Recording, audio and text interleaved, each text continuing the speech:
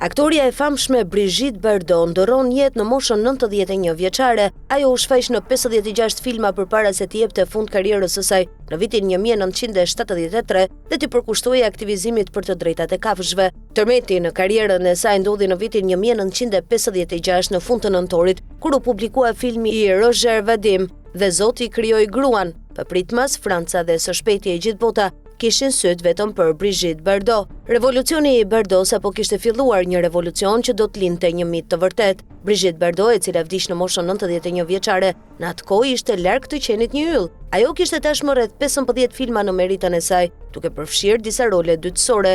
Në atë kohë ajo ishte thjesht një yll seksi, e tipizuar si një grua e re, e edukuar mirë, ose një bjonde naive dhe shpërqendruar. Një kritik tjetër i kohës, Jacques Doniol Valcroze, e përshkroi atë kështu: një person i bukur, provokues me hir, me profilin e grave të reja të Auguste Renoir, një ecje e balerine, një krifë të admirueshme prej Algashdeti dhe pele të egër, dhe ato forma të mrekullueshme që Mayol do t'i kishte dashur.